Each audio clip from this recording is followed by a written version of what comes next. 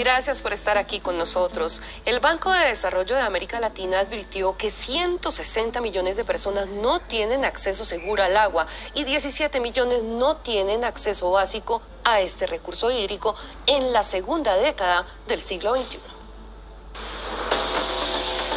Uno de los grandes retos del Objetivo de Desarrollo Sostenible previsto en la Agenda 2030 de la ONU es garantizar el derecho universal al agua, y mientras los expertos recuerdan esa meta, 160 millones de personas que habitan países de América Latina y el Caribe no cuentan con un acceso seguro a este líquido vital.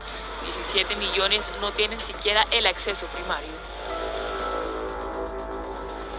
Dicen expertos que en lo que se refiere a saneamiento, la cifra es más alarmante, con 430 millones de personas sin acceso seguro. 300 millones de ellas en las ciudades no cuentan con un sistema de alcantarillado y más de 10 millones tienen que defecar al aire libre, situación que eleva los riesgos en la salud humana. Aunque regiones como América Latina poseen el 30% del recurso hídrico, el agua no está bien distribuida. Ante dicha situación, investigadores resaltan que deben aumentarse las inversiones económicas en políticas de agua y saneamiento a fin de cumplir las metas del Plan de Desarrollo Sostenible de la ONU 2030.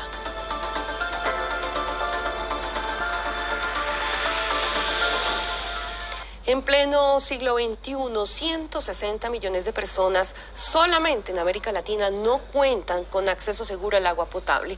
¿Por qué existen comunidades sin un adecuado servicio de este recurso?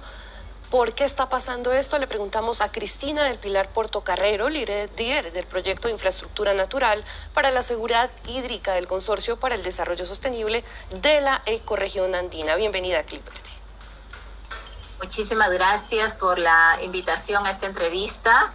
Un agradecimiento también desde mi organización Condesan y un saludo a toda la audiencia. Bueno, sin duda el problema de la gestión de los recursos hídricos, del acceso a agua, de la carencia de este servicio fundamental, aún es una problemática mundial, ¿no? Y más aún en nuestros países de América Latina. En América Latina, y estas son fuentes de la OMS, tenemos casi 18 millones de personas que carecen de servicios básicos, y bueno, con sus diferencias tanto en zona urbana y zona rural, porque eso sí marca una buena diferencia en cuanto a las brechas de cobertura, pero sin duda los países, considero, vienen dando pasos importantes, pero aún tenemos, como menciono, estas brechas significativas. Como bien has mencionado, estamos en este año 2022 y aún tenemos pues una problemática significativa en este acceso al agua potable y en esos adecuados sistemas para disponer las excretas, ¿no? Todavía muchas personas se abastecen directamente de las fuentes de agua sin tratamiento y millones de personas pues disponen sus excretas a campo abierto, ¿no? Por ejemplo, ¿cuál es el diagnóstico en países como Perú? Porque a pesar de los llamados de líderes como usted, aún algunos gobiernos no incorporan políticas para garantizar el servicio de agua a las comunidades. En Perú, por ejemplo, tenemos más o menos el 20% de la población carece de servicios de acceso a agua potable en zonas urbanas. Y en las zonas rurales sí la situación es mucho más crítica, ¿no? Donde tan solo pueden contar con este servicio un promedio de 40% de la población. Y las cifras son en realidad muy similares, inclusive creo que Colombia está un poquito mejor, ¿no? En cuanto a cobertura, pero tenemos países como Bolivia que las cifras pues de carencia o de brechas incrementan notoriamente, ¿no? No, y es que además sorprende ver que existan miles de personas que aún tengan que hacer sus necesidades fisiológicas al aire libre. ¿Qué está pasando? ¿Por qué sucede esto aún? Sí, como menciono, las diferencias tanto en zonas urbanas y rurales sí son significativas, ¿no? Sobre todo poblaciones que están en los últimos quintiles de pobreza, porque justamente pues no tienen ni siquiera estas condiciones básicas y mucho menos a veces acceso a otro tipo de servicios, ¿no? Pienso que bueno, hay varios actores que están trabajando este tema. Ahora mismo estamos mirando, por ejemplo, los Objetivos de Desarrollo Sostenible, que es el número 6, el que nos interesa en esta conversación. Sin duda nos lleva a pensar en cómo esto está muy vinculado a la pobreza, a la salubridad, a la salud de la población. Los presupuestos siempre van a ser eximios, pero yo creo que mirar por lo menos cómo se está dando la priorización a nivel de gobiernos. En nuestro caso le llamamos gobiernos regionales, en caso de Colombia las corporaciones autónomas, o ya a un nivel menor, ¿no? Que acá son pues los municipios o los centros poblados, en fin, ¿no? Cómo hacer una efectiva inversión de estos recursos, pero también cómo aseguramos llevar ese beneficio directo a las comunidades.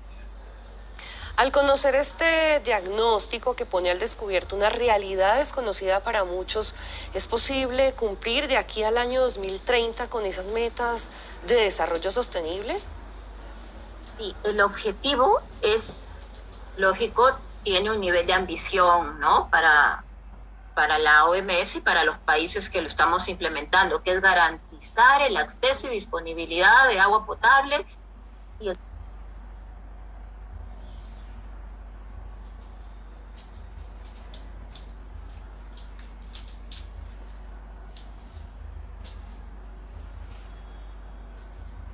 el saneamiento para todos. Pero este gran objetivo sí está desagregado en metas, ¿no?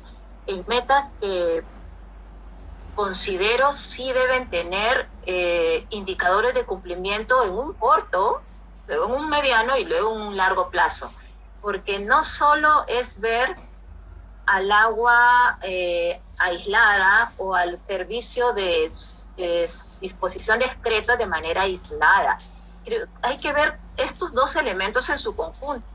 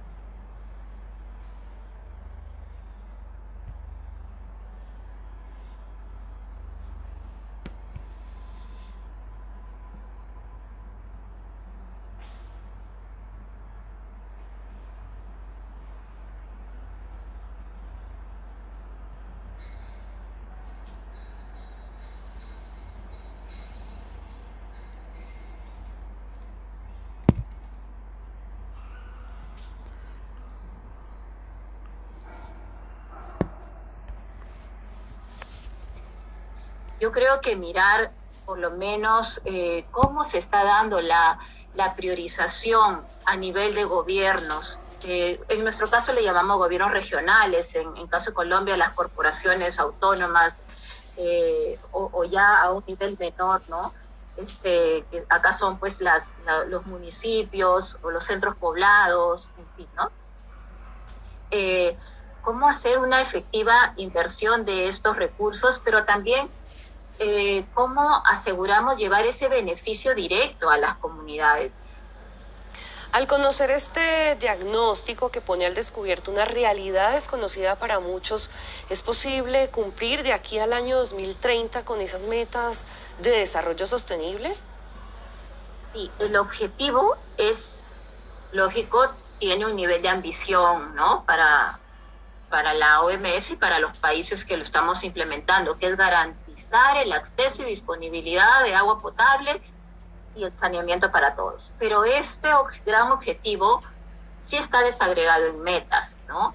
En metas que considero sí deben tener indicadores de cumplimiento en un corto, luego en un mediano y luego en un largo plazo, porque no solo es ver al agua aislada o al servicio de disposición discreta de manera aislada.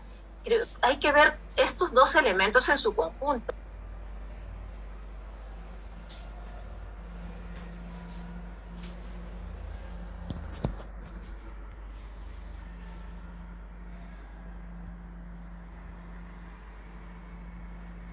El económico, ¿no?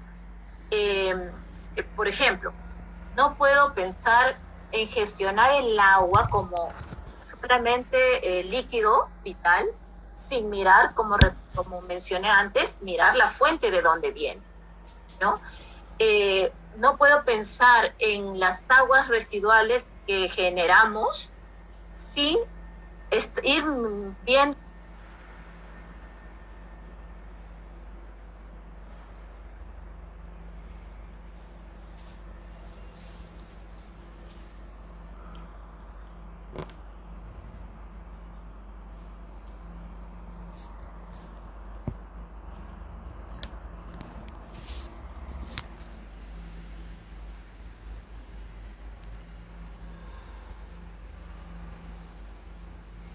esas aguas, porque el agua de todos modos es un recurso escaso. Señora Cristina del Pilar Portocarrero, gracias por estar aquí con nosotros en Clic Verde. Igual, gracias. Hasta luego. Ya regresamos con Clic Verde.